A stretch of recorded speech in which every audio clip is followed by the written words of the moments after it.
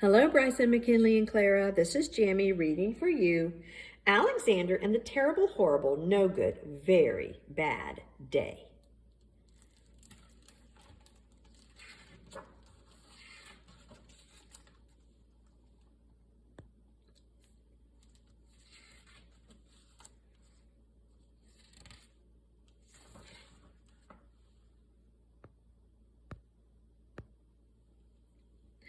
I went to sleep with gum in my mouth, and now there's gum in my hair. And when I got out of bed this morning, I tripped on the skateboard, and by mistake, I dropped my sweater in the sink while the water was running, and I could tell it was going to be a terrible, horrible, no good, very bad day. At breakfast, Anthony found a Corvette Stingray car kit in his breakfast cereal box, and Nick found a junior undercover agent code ring in his breakfast cereal box. But in my breakfast cereal box, all I found was breakfast cereal. I think I'll move to Australia. In the carpool, Mrs. Gibson let Becky have a seat by the window. Audrey and Elliot got seats by the window too. I said I was being scrunched. I said I was being smushed. I said if I don't get a seat by the window, I'm going to be car sick. No one even answered. I could tell it was going to be a terrible, horrible, no good, very bad day. At school, Mrs. Dickens liked Paul's picture of the sailboat better than my picture of the invisible castle.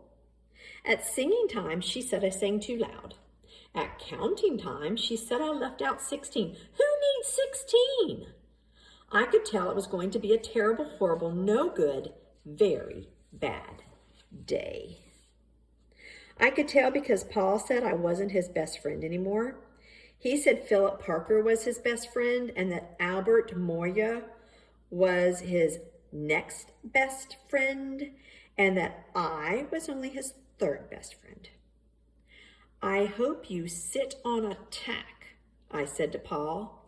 I hope the next time you get a double-decker strawberry ice cream cone, the ice cream part falls off the cone part and lands in Australia.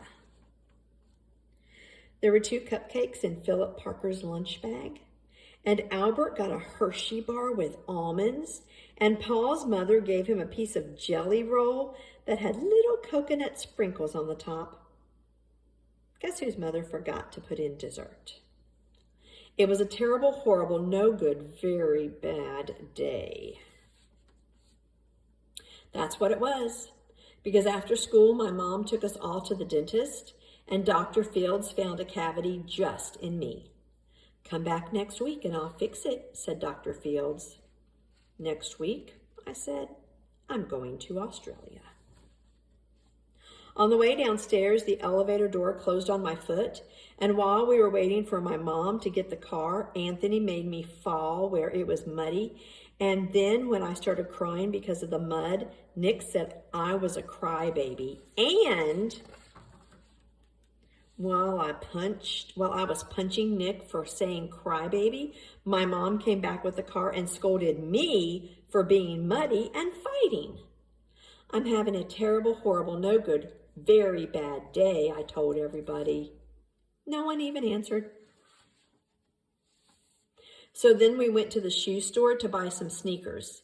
Anthony chose white ones with blue stripes. Nick chose red ones with white stripes.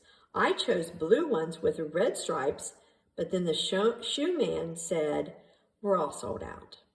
They made me buy plain old white ones, but they can't make me wear them. When we picked up my dad at his office, he said I couldn't play with his copying machine, but I forgot.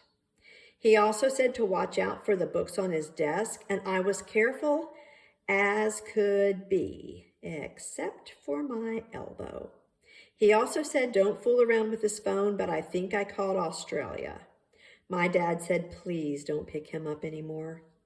It was a terrible, horrible, no good, very bad day.